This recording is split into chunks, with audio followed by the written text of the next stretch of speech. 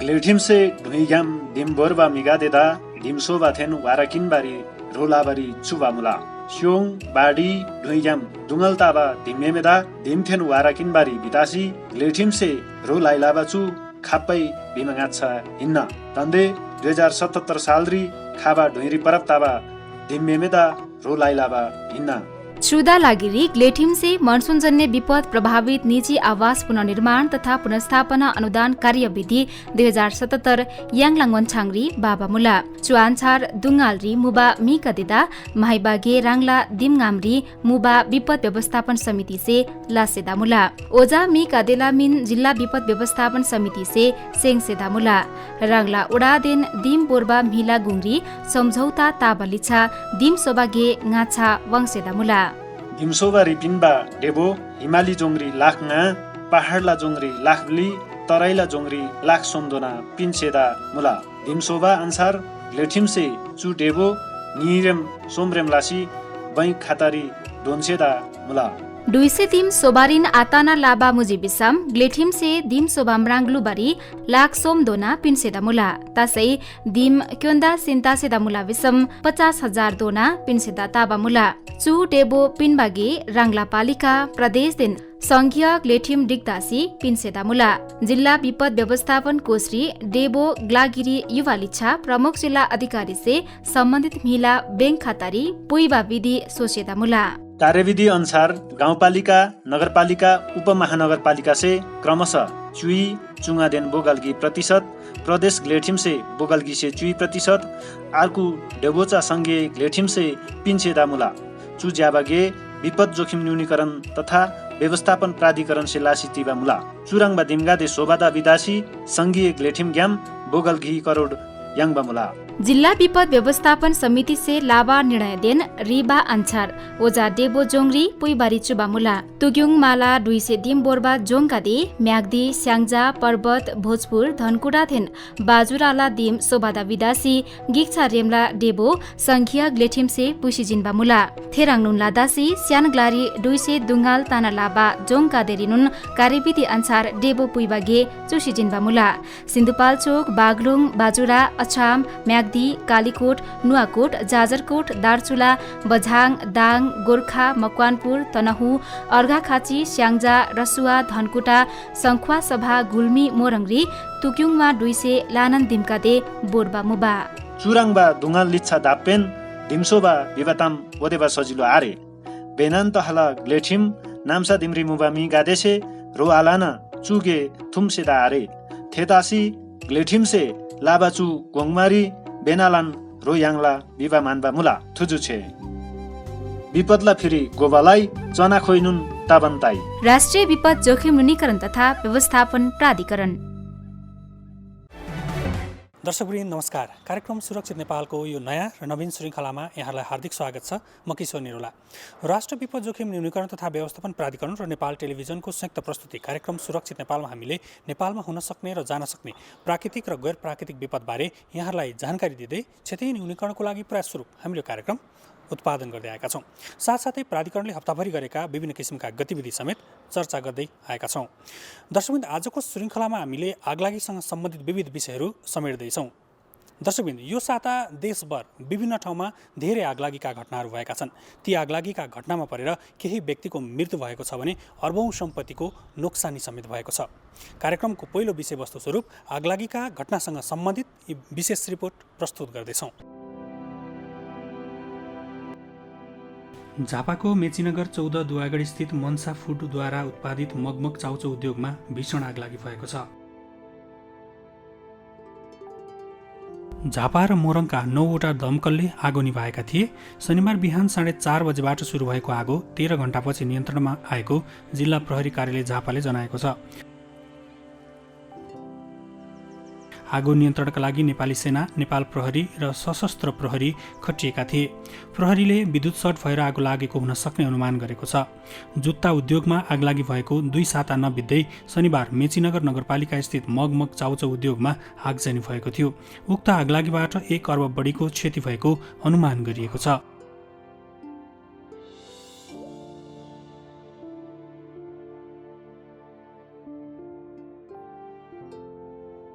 2 साता अघि मात्र काकरभिट्टामा आगलागी हुँदा सहयोग गर्न भारतको पश्चिम बङ्गालबाट पनि दमकल आएको थियो। यसपटक भने भारतसँग दमकल पठाइदिन आग्रह गरिए पनि सीमाबाट 7 किलोमिटर टाढा भएका कारण भारतबाट दमकल ल्याउन नसकिएको हो।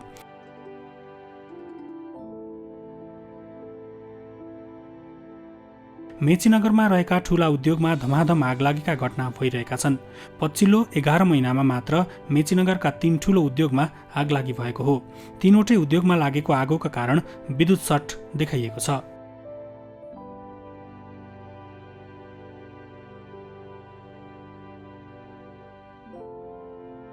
माघ 20मा मेचीनगर 6 काकरभिट्टाको एसएस फुडवेयरमा आगलागी भएको थियो। जुत्ता उद्योगमा आगलागी हुँदा 9.5 करोडको क्षति भएको थियो। जुत्ता उद्योगमा पनि विद्युत सर्ट भएर आगलागी भएको प्रहरीको भनाइ छ।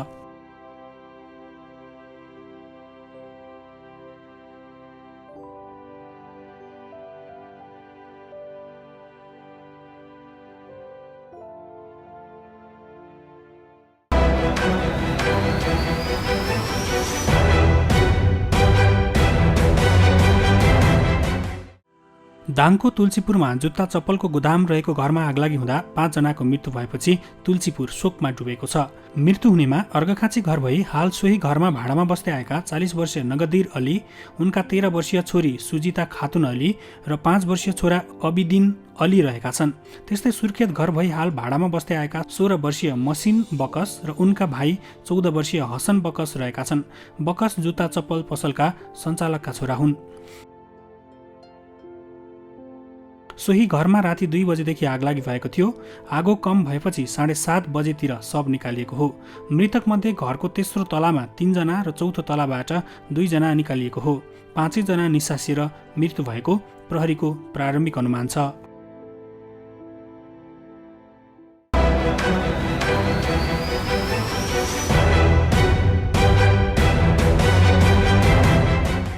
दर्शकवृन्द, गत साता मात्रै देशभर धेरै ठाउँमा आगलागीका घटनाहरू भएका छन्।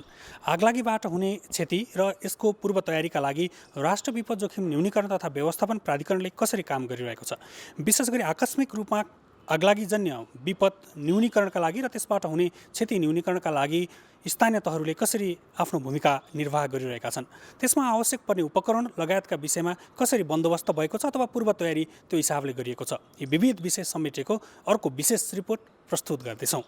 आगलागी मानव सिर्जित विपत्ति हो। मानवीय कारणबाट हुने आगलागीका घटनाहरू न्यूनीकरणका लागि मानवीय सचेतना नै आवश्यक हुने गर्छ। बढ्दो सहरीकरण र सहरी क्षेत्रमा हुने आगलागीका घटनाहरू पछिल्ला मानवीय चुनौतीहरू हुन्। सहरी क्षेत्रमा लाग्ने आगलागी अझ बढी जटिल किसिमका हुन्छन्।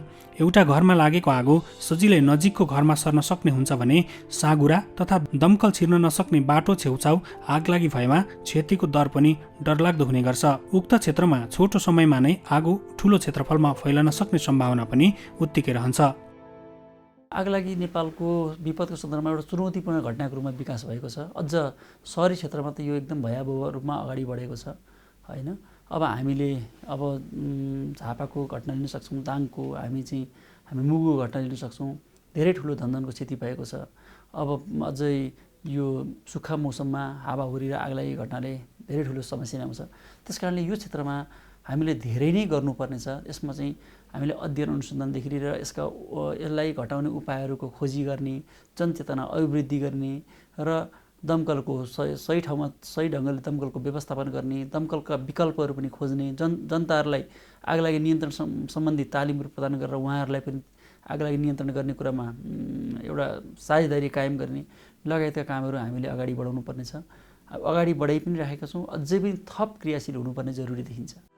सहरी क्षेत्रमा हुने आगलागीका घटनाको मुख्य कारणहरू विद्युत सर्ट तथा ग्यासबाट हुने आगलागी हुन्। विद्युतीय उपकरणको प्रयोग सहरी इलाकामा बढी हुने भएकाले पनि आगलागीका घटनाको प्रमुख कारण विद्युत सर्ट नै देखिन्छ। साथै खाना पकाउने ग्यास तथा त्यसको असावधानी प्रयोगको कारण समेत आगलागीका घटनाहरू हुने गर्दछन्। आगलागी कुरा भनेको चाहिँ तुरुन्तै प्रतिक्रिया गर्नुपर्ने, तुरुन्त रेस्पोन्स गर्नुपर्ने कुरा हो। यदि हामीले घटना घट्ने बित्तिकै त्यो 10-15 मिनट आधी घन्टाभित्रमा रेस्पोन्स गर्न सकेनौँ भने ठुलो भयावह क्षति भइहाल्छ। त्यस कारणले गर्दाखेरि यो स्थानीय सरकार जो सब जनताको सबभन्दा नजिकको सरकार छ त्यो सरकारले नै रेस्पोन्स गर्नुपर्छ र हाम्रो संविधानले पनि संविधानको अनुसूची 8मा स्थानीय सरकारलाई एकल अधिकार क्षेत्र तोकेको छ विपद व्यवस्थापनको। त्यस कारणले गर्दाखेरि पनि स्थानीय सरकार नै यसमा बढी क्रियाशील हुनुपर्छ। त्यस कारणले गर्दा पनि यो स्थानीय सरकारको कार्यक्षेत्रभित्र पर्छ। त्यस्तै आगलागी हुने अन्य कारणहरूमा बिना मापदण्ड निर्माण तथा सञ्चालन भएका पेट्रोल पम्प, अवैध रूपमा इन्धन भण्डारण, विद्युतका पोलहरूमा रहेका अव्यवस्थित तारहरू समेत आगलागीका कारण हुन्। आगलागीजन्य घटनाबाट चाहिँ निजी आवासहरू भत्किए भने उहाँहरूको पुनर्निर्माण तथा पुनर्स्थापना गर्नको निम्ति भनेर हिमाली जिल्लामा 5 लाख, पहाडी जिल्लामा 4 लाख र तराईका जिल्लामा 3 लाख रुपियाँ अनुदान दिने व्यवस्था गरेका छौँ भने उहाँहरूलाई तत्काल बसोबासको निम्ति अथवा घर प्रबलीकरण गर्नको निम्ति, अस्थायी आवासको निम्ति भनेर 50,000 रुपियाँ पनि दिने चाहिँ हाम्रो व्यवस्था छ। यसरी हेर्दाखेरि निजी आवासको सन्दर्भमा यो हामीले प्रयास गरेका छौँ। तर व्यापारिक र व्यावसायिक प्रयोजनको सन्दर्भमा अझै पनि राज्यको तर्फबाट स्पष्ट रूपमा के गर्ने भन्ने कुराको ठोस खाका तयार बनिसकेको छैन। यसको निम्ति चाहिँ हामीले अहिले के भन्न सक्छौँ भन्दा बिमा नै यसको सबैभन्दा महत्त्वपूर्ण उपाय हुनसक्छ। त्यस कारणले बिमा सम्बन्धी कसरी काम अगाडि बढाउने भन्ने विषयमा चाहिँ हामी सरकारले आवश्यक गृह कार्य गरिरहेको छ, हामी त्यसमा लागिरहेका छौँ। तर पनि अहिलेको सन्दर्भमा आदरणीय जनसमुदायलाई के अनुरोध गर्न चाहन्छु भने तपाईँ व्यापार व्यवसाय गर्दै हुनुहुन्छ भने व्यापार व्यवसायको सन्दर्भमा तपाईँहरूले बिमा गर्नुहोस्। बिमा नै तपाईँको सबैभन्दा जोखिमलाई हस्तान्तरण गर्ने, रिस्क ट्रान्सफर गर्ने महत्त्वपूर्ण माध्यम हुनसक्छ। अबको दिनमा विपद जोखिमलाई हस्तान्तरण गर्नको निम्ति बिमा नै सबैभन्दा महत्त्वपूर्ण माध्यम हुन्छ भनेर सरकारले लिएको छ। त्यही अनुसार विपद जोखिमको लागि वित्तीय व्यवस्थापन राष्ट्रिय रणनीति 2078 तयार गरिसकेको छ र सोही अनुसारको कार्ययोजना पनि हामीले तयार गरिसकेका छौँ। र त्यो अनुसार अब कुन सेक्टरमा कसरी लागू गर्दै जाने भन्ने कुरा थप गृह कार्य जरुरी छ। हामी त्यो गृह कार्यमा छौँ। अबको दिनमा हुने वित्तीय जोखिमको हस्तान्तरण अथवा रिस्क ट्रान्सफरको निम्ति बिमा नै सबैभन्दा महत्त्वपूर्ण विधि हो भन्ने कुरामा चाहिँ सरकार स्पष्ट छ। आगलागी भइसकेपछि क्षति न्यूनीकरणका लागि दमकल वा अन्य उपकरणको प्रयोग गर्नुपर्ने हुन्छ। काठमाडौँ उपत्यकाको हकमा काठमाडौँ महानगरपालिका, ललितपुर महानगरपालिका, नेपाली सेना तथा नेपाल प्रहरीसँग सीमित सङ्ख्यामा दमकलहरू रहेका छन्। उपत्यकाको ट्राफिक जाम तथा साँघुरो सडकको कारण समेत समयमा दमकल र अग्नि नियन्त्रकहरू पुग्न सक्ने स्थिति छैन, जसका कारण ठूलो धनजनको क्षति हुँदै आएको छ। धेरै आगलागी हुनु कारणमा चाहिँ 2-3वटा। एउटा कारण भनेको चाहिँ जनचेतनाको अभाव हो। जनचेतनाको अभावको कारणले गर्दा आगोजन्य पक्षीहरूमा जनताहरूले त्यसको संवेदनशीलता नै बुझेका छैनन्। उहाँहरू आगोसँग खेल्नु हुँदैन भन्ने कुरा मुखले त बोल्नुहुन्छ, तर त्यसलाई रियलाइज गर्नुभएको छैन। आफूले खाँदै गरेको चुरुरको ठुटाहरू फुत्त जताभाइ त्यतै फालिदिने ननिभाइकन, केटाकेटीले देख्ने ठाउँमा चाहिँ सलाई लाइटहरू राखिदिने, जो चाहिँ चाँडै आगोले टिप्छ त्यस्ता कुराहरू पनि सबैले भेट्ने गरी राखिदिने होइन। र अब दियो बालेर बत्ती पूजाआजा गर्ने प्रचलन हुन्छ, दियो बालेपछि त्यो त्यत्तिकै छोडिदिने, अझ पूजा कोठामा एकदमै आगो लाग्ने किसिमका कपडाहरू राखिदिने। यसरी जनचेतनाको अभाव एउटा प्रमुख कारण हो भने अर्को कारण भनेको विद्युत सर्किट चाहिँ अब सर्ट हुँदाखेरि आगलागीका घटनाहरू धेरै भएका छन्। मूलत दमकलहरू स्थानीय तहहरूले नै सञ्चालन गरिरहेका छन्। हामीले अहिलेसम्म प्राप्त भएको जानकारी अनुसार 202वटा दमकलहरू चाहिँ नेपालभरि परिचालन भएका छन् भन्ने हामीलाई जानकारी छ। र अब तर दमकलहरू अझै हामी पनि प्राधिकरणले पनि यति मात्रै दमकलले पुग्दैन भनेर हामी दमकलहरू हामी पनि खरिद गरेर विभिन्न प्रदेश सरकारहरूलाई अथवा एनयुसीमा दमकल राख्ने हो कि भन्ने पनि योजनामा छौँ। त्यस कारणले गर्दा स्थानीय तहहरूमै यसको चाहिँ काम कारबाहीहरू अगाडि बढिरहेको छ। अन्तर्राष्ट्रिय अभ्यासमा दमकल सेवाका लागि 10 किलोमिटरको दूरीमा एक स्टेसन अनिवार्य मानिन्छ। मापदण्ड अनुसार 60,000 जनसङ्ख्या बराबर एक बारुड यन्त्र हुनुपर्छ। तर काठमाडौँमा बढ्दो जनसङ्ख्या र तीव्र गतिको सहरीकरणले यी कुनै पनि मापदण्ड पुरा गर्न सक्ने देखिँदैन। दमकलको विकल्पहरू छन्, तर हामीले अहिले हाम्रो नेपालको जस्तो सामाजिक आर्थिक र हाम्रो जुन सहरी सघनता विकास भइरहेको छ, दमकल एउटा प्रमुख नै आगलागी नियन्त्रणको साधन हो। तर त्यसका विकल्पहरू रोबोटिक फायर फाइटिङका कुराहरू होइन, हामीले प्रविधिमा आधारित हुने हामीले जुन सोचिरहेका छौँ, हामीले रोबोट लिएर चाहिँ रोबोटको माध्यमबाट आगो निभाउन सक्छौँ। एकदम जहाँ चाहिँ दमकलहरू पनि नछिर्ने ठाउँ छन् त्यसमा चाहिँ त्यही भनेर हामीले हाम्रो प्राधिकरणको कार्यक्रममा पनि रोबोटिक फायर फाइटिङहरू खरिद गर्ने भन्ने कार्यक्रम राखेका छौँ भने विभिन्न ग्यासहरूको माध्यमबाट आगो निभाउने उपायहरू पनि हुन सक्छन्। त्यस्ता उपकरणहरू पनि छन्। त्यस्ता उपकरणहरू पनि प्रयोग गर्न सकिन्छ भने आपतकालीन प्रयोग गर्ने सन्दर्भको लागि पानीहरूको संरक्षण गरेर राख्ने, आफ्नै घरमा राख्ने अथवा समुदायमा राख्ने, होइन, हाम्रो प्रत्येक घरहरूका माथि चाहिँ पानी ट्याङ्की हुन्छन्, ती पानी ट्याङ्कीको कसरी उपयोग गर्ने भन्ने कुरामा पनि हामी सजगता अपनाउने एउटा विकल्प हुन्छ भने अर्को चाहिँ बस्तीको छेउमा नै पोखरीहरू खनेर राखिराख्ने, होइन, त्यो चाहिँ बहुउपयोगी काम हुन्छ। अन्य सन्दर्भमा अन्य उपयोग गर्दा भयो, माछा पालन लगायतको कुरा गर्दा भयो भने विपदको बेला त्यहाँ घरका छेउमा गाउँका छेउ भएका पोखरीहरूको पानी प्रयोग गर्न सकिन्छ। त्यस्तै समुदाय स्तरमा चाहिँ स्वयंसेवकहरूको निर्माण गरी चाहिँ उनीहरूलाई चाहिँ आगो नियन्त्रण गर्ने कसरी गर्ने भन्ने कुराको तालिम दिने लगायतका क्रियाकलापहरू चाहिँ हामी गर्न सक्छौँ। तर अझै एउटा महत्त्वपूर्ण कुरा चाहिँ काठमाडौँको सन्दर्भमा पनि हामी आगलागी हुन्छ तर हामी दमकललाई फोन गर्छौँ, तर दमकलले कुन ठाउँ भन्ने कुरा अझै पनि उसलाई त्यो बुझाउनै गाह्रो छ। त्यस कारणले हामी जियो लोकेसनको प्रयोग गर्ने संस्कृतिको पनि विकास गर्नु पर्यो र आपतकालमा तत्काल हामीले उद्धार गर्न सकिने दमकलहरू, सुरक्षाकर्मीहरू तथा अन्य पक्षहरू पनि हुन सक्छन्। उहाँहरूलाई पनि रियल टाइममा रियल लोकेसनमा जानकारी गराउने प्रणालीको पनि विकास गर्नुपर्छ। त्यो पनि हामी सोचिरहेका छौँ। साँघुरा सडक भएको ठाउँमा दमकल जाने ठाउँसम्म लगेर नजाने ठाउँबाट रोलिङ तानेर आगो नियन्त्रण गरिँदै आएको छ। रोलिङ पुर्याउन समय लाग्ने र अर्कातिर पानी कम जोडले जाने भएकाले यो प्रक्रिया झन्झटिलो रहेको छ। सबैभन्दा पहिलो कुरा त प्रतिकार्यमा, उद्धारमा त्यहाँको स्थानीय जनसमुदाय नै सबैभन्दा पहिले जानुहुन्छ। उहाँहरू नै त्यसमा खटिनु भएको हुन्छ। तर हामीले उहाँहरूलाई सही ढङ्गले परिचालन गर्ने एउटा नीति निर्माण गर्न नसक्दाखेरि त्यसलाई राम्रोसँग परिचालन गर्न सकेका थिएनौँ। त्यो कुरालाई मनन गरेर हामी अहिले स्वयंसेवक परिचालन कार्यविधि निर्माण गरिरहेका छौँ र त्यो अन्तिम चरणमा छ। त्यसको हाम्रो मूल उद्देश्य भनेकै विपदको बेलामा चाहिँ समुदाय स्तरमा रहेका व्यक्तिहरूलाई स्वयंसेवकहरू निर्माण गर्ने, उहाँहरूलाई तालिम दिने र विपदमा कसरी परिचालन गर्ने भन्ने कुरामै हो। यो हामीले बाढी पहिरो लगायतका कुरामा पनि हामी उहाँहरूलाई परिचालन गर्न सकिन्छ। आगलागी जस्ता घटनाहरूमा परिचालन गर्न सकिन्छ जसमा चाहिँ स्थानीय जनसमुदायको चाहिँ तत्काल आवश्यकता पर्छ र उहाँहरू सही ढङ्गले परिचालित हुँदाखेरि त्यो जोखिमलाई हामीले घटाउन सकिन्छ। त्यो कारणमा चाहिँ त्यो कुरालाई मनन गरेर हामीले त्यो कार्यविधिको निर्माण गरेका छौँ र यो चाहिँ चाँडै नै कार्यान्वयनमा आउँछ। सडक नजाने नगरका भित्री भागमा फायर मेसिन र रिजर्भ पानी ट्याङ्की राखेर स्थानीय स्तरमा पनि आगो नियन्त्रणको प्रयास गर्न सकिन्छ। केमिकल स्प्रे गरेर आगो नियन्त्रण गर्न सकिने प्रविधि पनि यस्ता ठाउँहरूमा जडान गर्न सकिन्छ। फोम र केमिकलले पनि पानीको तुलनामा आगोलाई छिटो निभाउन मद्दत गर्छ।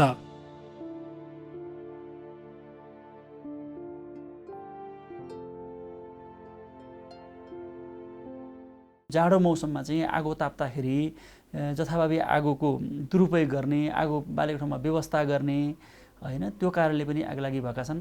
त्यस कारणले यो आगलागी हुनुको मूल कारण यिनै हुन् र यसलाई समाधान गर्नको लागि चाहिँ हामीले जनचेतना अभिवृद्धि गर्नु प्रमुख कुरा हो।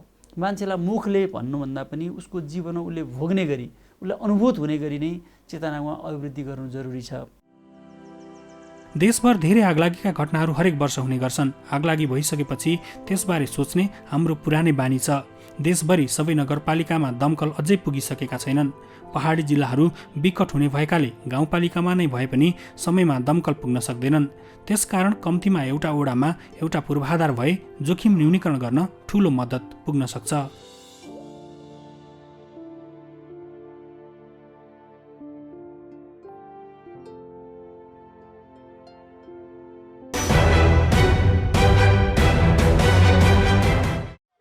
यो सिलिन्डर भयो, यतापट्टि हाम्रो चुलो छ, यो चुलोमा चाहिँ कहिलेकाहीँ ग्यास छुट्यो, यस्तो भएर चाहिँ आगलागी भयो भने यस्तो बेलामा हामी नडराइकन बढायो भने चाहिँ यसले गर्छ।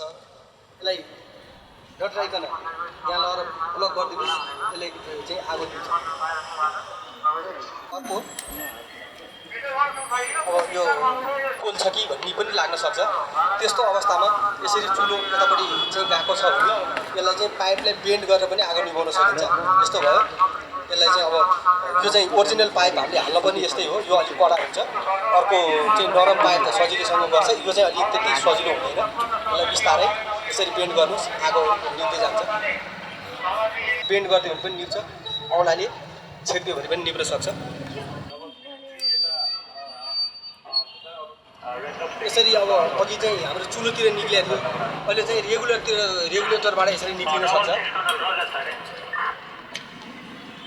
घरमा हुन्थ्यो यसरी निक्लिँदाखेरि यहाँ नजिकै अरू बल्ने चिजहरू हुनसक्छ। अनि यस्तो अवस्थामा चाहिँ हामीले यसलाई छोडेर हिँड्यौँ भने यसले चाहिँ अरू क्षति गर्छ। यसमा चाहिँ नडराइकन यो एलपिजी ग्यास भनेको यो चिसो हुन्छ। यो ग्यास जबसम्म यो आगो बल्दैन, त्यो आगो नबनुन्जेलसम्म चाहिँ यो चिसो नै हुन्छ। ग्यास निक्लिने र आगोको बिचमा करिब 1 इन्च जति ग्याप हुन्छ। त्यो ग्याप चाहिँ तपाईँले यो जति बेर बले पनि त्यो तातेकै हुने, त्यो चिसो नै हुन्छ।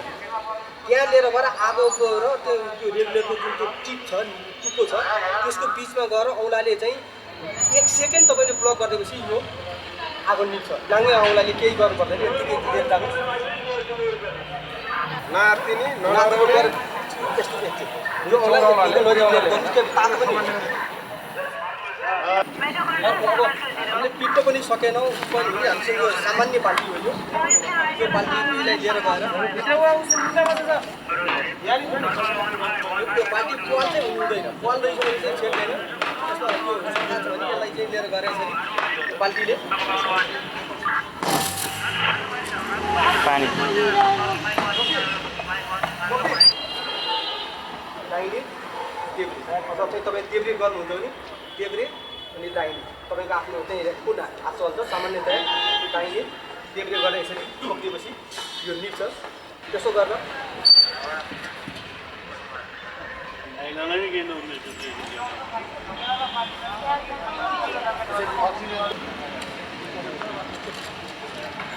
यहाँबाट यसरी दुईवटा निक्लिएर आउँछ। हामी त्यसमा सट्ट विदिन सेकेन्डमै तान्न सक्छौँ। यो चाहिँ विभिन्न साइजमा पाउँछ।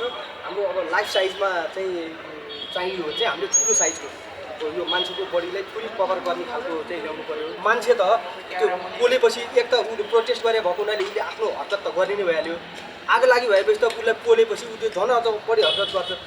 यसरी ब्ल्याङ्केटले हामीले मन्डीले छोप्दाखेरि त्यो मन्डी लिएर दौड्यो भने एकछिनमा त केही बल्छ। त्यसले गर्दा चाहिँ त्यो चाहिँ भन्दा यो चाहिँ आगो त्यसले लिएरै गयो भने पनि यो चाहिँ बल्दैन। त्यसले चाहिँ केही काम चाहिँ गर्छ। पिटेर आगो निभाउने एउटा विधि चाहिँ पिटेर पनि हो। अब शरीरको कुनै एउटा पार्टमा मात्रै छ भने पिटेर पनि हुन्छ। अलिक उहाँको चाहिँ यतापट्टि चाहिँ लागेको छ, काहीँ यो चाहिँ यो कुनै पार्टमा छ भने यसरी हान्दा पनि लागेको चाहिँ यसलाई निकालेर हान्दै पनि हुनसक्छ। अब शरीरको उसमा चाहिँ छ भने हजुर यता भन्नु यता राम्रो क्या यसरी यसरी चाहिँ गरेको हो। यो चाहिँ साइज भएन, यो चाहिँ हामी हाम्रो आफ्नो साइजमा ल्याउन सकिन्छ। अथवा चाहिँ अब आफैले नजानिकन एक्सिडेन्टले चाहिँ लागेको छ भने त्यो रोल गरेर स्टप ड्रप एन्ड रोल भनेर चाहिँ आगो लाग्ने हुन्छ। यसरी स्टप गऱ्यो अनि यसरी रोल गरेर पनि हुनसक्छ।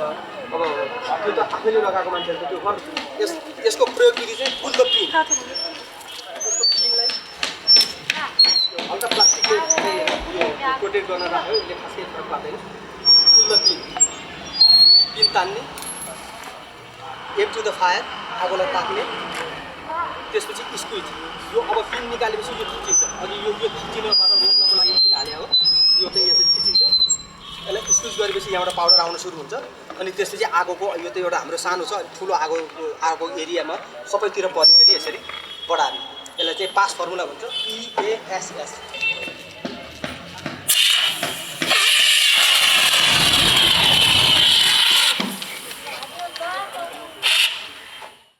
विपद बारे चासो राखौं, चनाखो बनाऊ।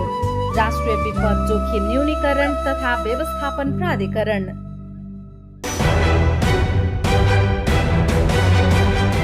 दर्शकवृन्द, आगलागीबाट हुन सक्ने क्षति न्यूनीकरणका लागि घरबाट र व्यक्तिगत रूपमा सतर्कता अपनाउन निकै नै जरुरी छ। यसका लागि आगोको प्रयोग गर्दाखेरि हामीले हेलचेक्राइ नगरिकन त्यसको प्रयोग गर्ने र सम्भावित जोखिम बारेमा पूर्व तयारी र पूर्व सतर्कता अपनाउन सकेको खण्डमा यसबाट हुँदै आएको क्षतिलाई पक्कै न्यूनीकरण गर्न सकिन्छ। हस्त दर्शकवृन्द, आजको कार्यक्रमबाट हामी सबै बिदा चाहन्छौँ। अर्को साता नयाँ विषयवस्तुका साथ यहाँहरूमाझ उपस्थित हुने नै छौँ। यहाँहरू नेपाल टेलिभिजन हेर्दै गर्नुहोला। नमस्कार।